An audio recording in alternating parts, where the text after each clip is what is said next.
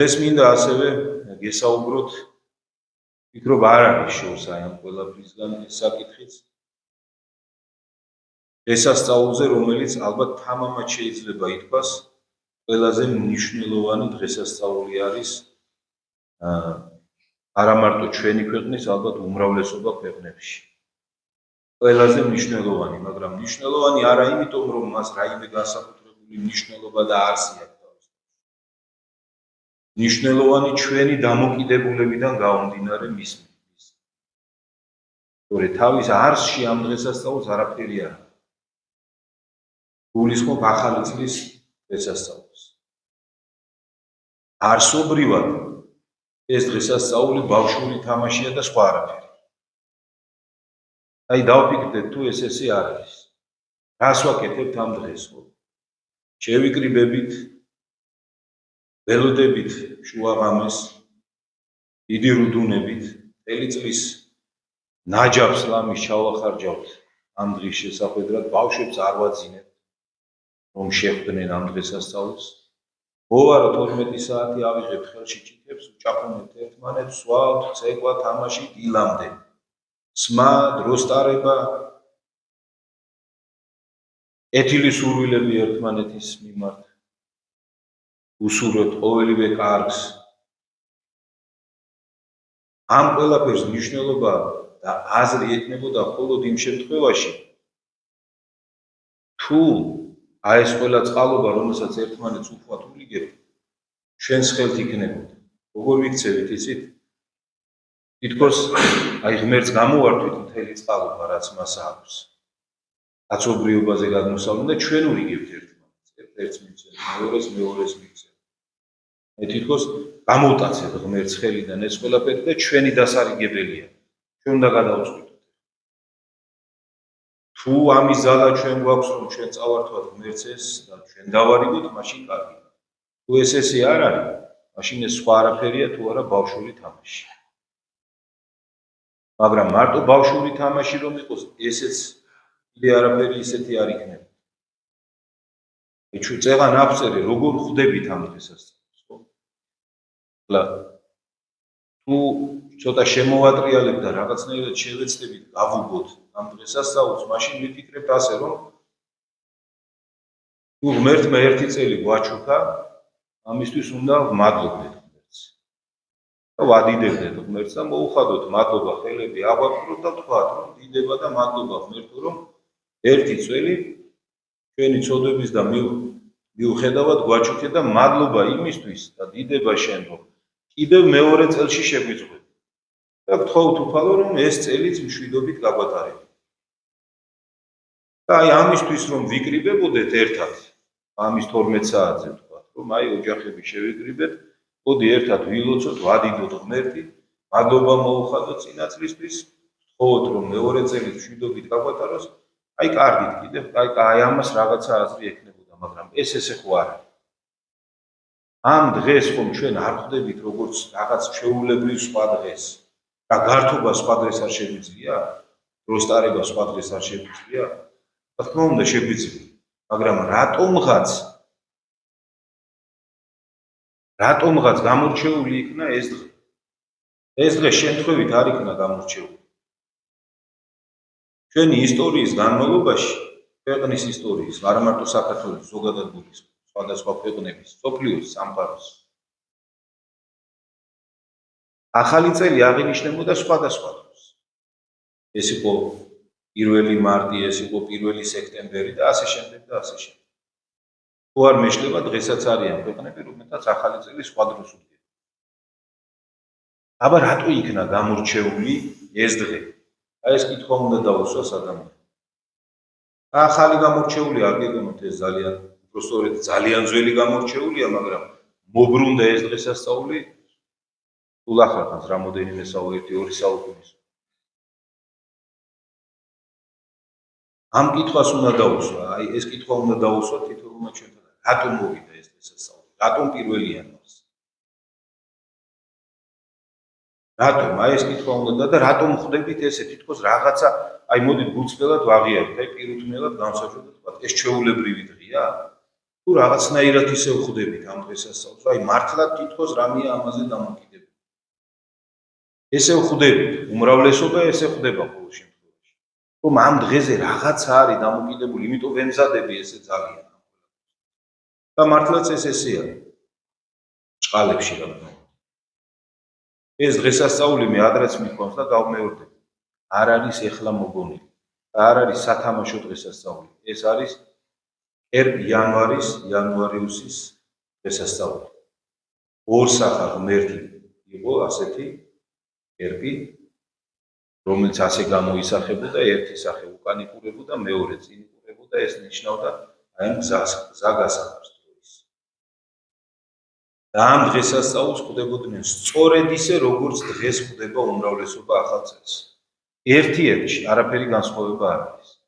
სწორედ ასე სუფრა უნდა გაშლილიყო მაქსიმალურად მდიდრული, ვისაც როგორ შეეძლო ისე მდიდრულად შლიდა ამ სუფრას, იყო კეთილი სურვილები ერთმანეთის მიმართ, იყო სმა, დროსტარება, ზღვარგადასული და იყო რწმენა იმისა, რომ როგორც შეხვდებოდნენ ამ დღეს, ისე გაატარებდნენ მთელ შემდეგ წელს. აი თუ ჩვენი ამ დღის დღესასწაული ასეთი არის და ამას ემსგავსება, მაშინ თითოეულმა ჩვენთაგანმა უნდა ძალიან კარგად დავფიქრდეთ. აი იმ კეთილი სურვილების შესრულებას უკვე იესო ქრისტესგან აღარ უნდა ველოდოთ. იმიტომ რომ ეს მას არ ემსახურებოდა ეს დღესასწაული. უნდა ველოდეთ აი იმ ღმერთებისგან, ვისაც ემსახურებოდა. იგივე იანვარიუსისგან, იგივე ბახუსისგან. ვინ იყო ბახუსი? ბახუსი იყო ღმერთი სიმთვრალისა და დროსტარებისა. უნდა ველოდეთ ჩვენი სათხოვარის და კეთილი სურვილების აღსრულებას ვენერასგან, რომელიც იყო გარყვნილი დროსტარებისა და ხორციელი სიამოვნებების ღმერთი. იმიტომ რომ ამ დღესასწაულს როგორც ჩვენ ხვდებით, ეს მათი მსახურებაა და არა ქრისტეს მსახურება. აი ამაზე თითოეულმა ჩვენთაგანმა ძალიან ღრმად უნდა ვიფიქროთ. ჩვენი ცხოვრება არ არის თამაში. დრო, რომელიც ჩვენ ღმერთმა მოგცა, არ არის ეგრე იოლად დასახარჯი, რომ ასეთ რამეებში ხარჯოს ადამიანი. არც ჩვენ არ უნდა დავხარჯოთ, არც ჩვენ არ უნდა ვეთამაშოთ ამას, იმიტომ რომ რამდენი გვაქვს მოცემული ეს დრო არც ერთმა არ ვიცით.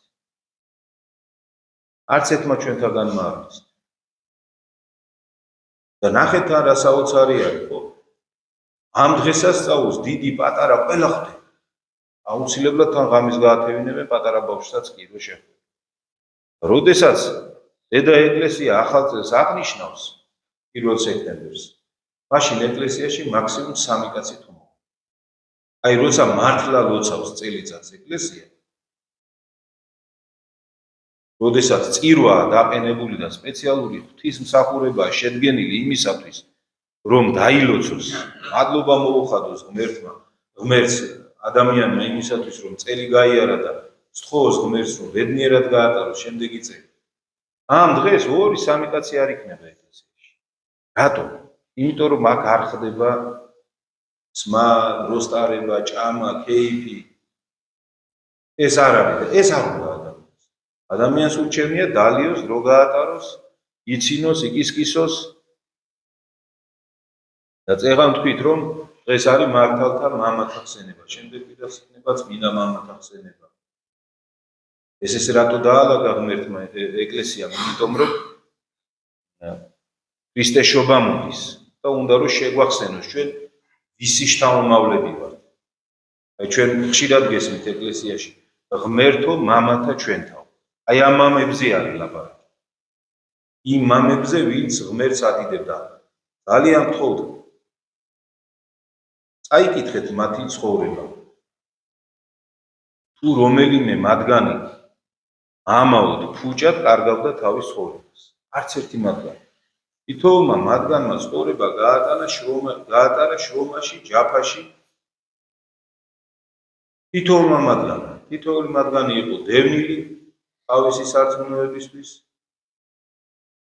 არც ერთი მათგანი არ იყო ამ სულისკვეთების, რა სულისკვეთებასაც ეს დღესასწაული დღეს ჩვენ გვთავაზობს. ამიტომ მინდა კიდევ ერთხელ გთხოვოთ, რომ არც ერთ დღესასწაულს ზერელით არ მოიგებთ. არც ერთი დღესასწაული არ იზეიმოთ ისე თუ არ გაიაზრებთ, რას ზეიმოთ და როგორ ზეიმოთ. იმიტომ რომ ღვთის წინაშე თავს ვერ გაიმართებთ, იმით რომ იცით რა, მე ისე ხა ამას სერიოზულად არ ვდგებოდი, არა ბატონო. ამით თავს ვერ გაიმართებთ ღვთის წინაშე. იმიტომ რომ ღმერთი გეტყვის, რომ კაცო, შენ ამბობდი, რომ შენ ხარ ქრისტიანი. რას ნიშნავს ქრისტიანი? შენ ხარ თაყვანისმცემელი იმ ღვთისა, რომელმაც ჯვარცმა დაითმია, რომელმაც ნაღლის გემო და ძმრის გემო იწვნია ჯვარზე შენთვის, რომ შენ აი მაგ მორევიდან გამოეხსენი, რაზეც წეგან ჩვენ ვლაპარაკობთ, რომ შენთვის ეთქვა, რომ იანუარიუსის კერპი კი არ მოგიტანს ბედნიერებას, არამედ ჭეშმარიტი ღმერთი იესო ქრისტე, რომელიც გაგანთავისუფლებს ბახუსისა და ვენერას მონობისაგან. ამისთვის მან ჯვარი დაითმინა, ამისთვის მას ყრიმალში სცემეს, ამისთვის გააკეთა ეს ყველაფერი და როგორ ფიქრობთ თქვენ, ჯვარცმული ღმერთის თაყვანისმცემელს შეშვენის ის დღესასწაული? მე მგონია, რომ არ შეშვენის. აი თუ ჩვენ ვამბობთ, რომ ჩვენ ჯვარცმული ღმერთის თაყვანისმცემლები ვართ, მაშინ არ შეშვენის. ჩვენ ჯულის კანონში ეს ქორწილზე გვიწერია, წარმოიდგინეთ, ქორწილზე წერია, რომ როდესაც ქორწილში მემღერენი და მოცეკვავენი შემოვლენო, ქრისტიანები ადექით და წადით. რადგანო ქრისტიან შეშვენისო დარბაისურად ჯდომა და მუსაიფი. ხლა ამას რატო ვამბობ, ხო? რომ ქრისტიანი ნებისმიერ დღესასწაულს, რომელსაც აღნიშნავს, ყველაფერს უნდა დინჯად აღნიშნავდეს. არასდროს არ უნდა ავიწყდებოდეს, რომ ის ჯვარცმული ღმერთის თაყვანისმცემელია. არასდროს ეს არ უნდა ავიწყდებოდეს. ეს იქნება ახალი წელი, ქორწილი, დაბადების დღე.